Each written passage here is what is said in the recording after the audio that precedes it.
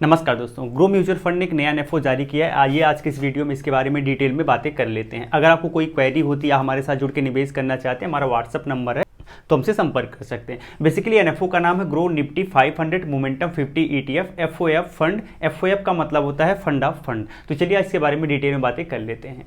तो बेसिकली सबसे पहले इसके बारे में कुछ बेसिक चीज़ों की बात किया जाए तो इसका ऑब्जेक्टिव सबसे पहले जान लेते हैं। तो इसका ऑब्जेक्टिव है कि अगर आप लंबे समय तक पैसा निवेश करेंगे तो आपका कैपिटल अप्रिसिएट करके दिया जाएगा।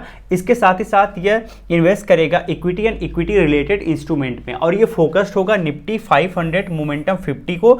तो इसका मतलब यह है कि ये इसका बेंचमार्क है। निफ्टी 500 मोमेंटम 50 ट्राई इसका बेंचमार्क है, जिसके बिहाफ पे ये स्कीम काम करेगी।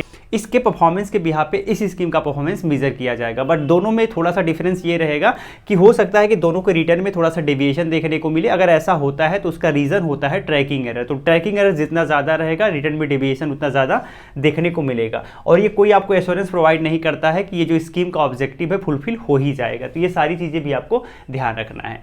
आगे बढ़ते हैं और यहाँ पे कुछ और चीज़ें जान लेते हैं। तो यहाँ सबसे पहले हम जानेंगे बेसिकली मिनिमम एसआईपी की बात कर। तो यहाँ पे अगर आप एसआईपी करना चाहते हो 100 रुपये से कर सकते हो, लमसम करना चाहते हो 500 रुपये से कर सकते हो। इनिशियल लेवल पर 10 रुपये की एनएबी मिल जाएगी। 3 अप्रैल 2025 से अप्लाई किया जा सकता है और 17 अप्रैल 2025 तक अप्लाई कर पाएंगे, और 25 अप्रैल अलॉटमेंट का डेट है, यानी इस दिन आपको यूनिट्स अलॉट हो जाएंगी। बेंचमार्क की बात करें तो निफ्टी 500 मोमेंटम 50 ट्राइस का बेंचमार्क है, जबकि लॉकिंग पीरियड कुछ भी नहीं। Scheme type by default open ended है और प्लान बाय डिफॉल्ट ग्रोथ है। अगर आप इस स्कीम में निवेश किए हुए हैं और 30 दिन के अंदर आपने रिडीम किया हुआ है तो 1% आपको एग्जिट लोड देना पड़ेगा। स्टाम्प ड्यूटी 0.005% है।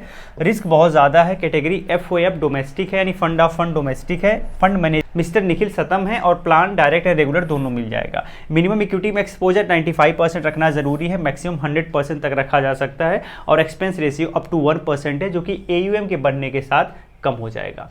आइए इसके बारे में कुछ और चीज़ें जान लेते हैं। तो बेसिकली स्कीम का एक बेसिक ढांचा हम आपको समझा देते हैं। तो बेसिकली ये मोमेंटम स्टॉक को ट्रैक किया जाएगा इसके द्वारा। अब मोमेंटम स्टॉक का मतलब ये है कि जो आपका निफ्टी 500 स्टॉक है, ये 500 स्टॉक का बास्केट लिया जाएगा। इस 500 स्टॉक के बास्केट में से 50 ऐसे स्टॉक को पिक किया जाएगा। 50 ऐसे स्टॉक को पिक किया जाएगा जो बहुत ज़्यादा बहुत हाई मोमेंटम में होंगे।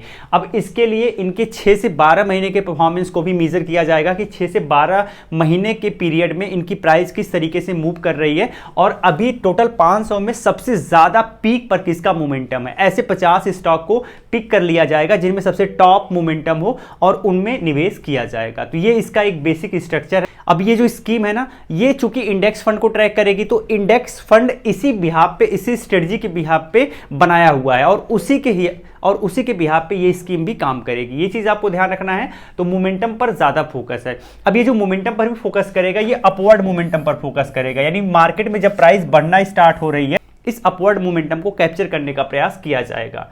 यहाँ पर आप देखेंगे लिखा हुआ aim to focus price trends, यानी जो प्राइस का ट्रेंड है उसे फोकस करने का प्रयास किया जाएगा और इंटायर मोमेंटम को कैप्चर करने का प्रयास किया जाएगा। इसके साथ जैसे ही मोमेंटम खत्म होता है, ये पता चल जाता है, इंडिकेटर्स इंडिकेट कर देते हैं कि मोमेंटम खत्म होने वाला है, तो वहां से सेल करके किसी नए स्टॉक को पिक करके उसमें निवेश किया जाएगा। तो इस तरीके की स्ट्रेटजी होगी। यहाँ पे स्टॉक सिलेक्शन जो है वो निफ्टी 500 स्टॉक्स के बास्केट में से किया जाएगा और स्टॉक चूज किया जाएगा मोमेंटम स्कोर और फ्री फ्लोट मार्केट कैपिटलाइजेशन के बिहाफ पे, जिसमें 6 से 12 महीने के मोमेंटम स्कोर को कैच किया जाएगा। तो बेसिकली इसका यह एक फंडामेंटल नेचर है। बात करते हैं कुछ रिस्क की। तो यहाँ पे कुछ रिस्क इन्वॉल्व है जिसको आप देख लीजिएगा, और इसका रिस्कोमीटर अगर आप देखेंगे तो आपको लगेगा कि यार बहुत ज़्यादा हाई यहाँ पे दिखा रहा है। तो अगर बहुत ज़्यादा हाई रिस्क एपेटाइट के आप इन्वेस्टर हैं तो यह स्कीम आपके लिए अच्छी हो सकती है। अब यहाँ पर मैं आपको कुछ चीज़ बताना चाहूँगा। पहली चीज़ तो ये है कि अगर आप मोमेंटम स्ट्रेटजी पर विश्वास करते हो तो इस स्कीम में आप निवेश कर सकते हो। अगर आप कम कॉस्ट लेके निवेश करना चाहते हो और इंडेक्स को ट्रैक करना चाहते हो तो भी आप निवेश कर सकते हो। अगर आप पैसिव इन्वेस्टर हो, पैसिव इन्वेस्टमेंट पर ज़्यादा आपको बिलीव रहता है, तो भी आप इस स्कीम में निवेश कर सकते हो।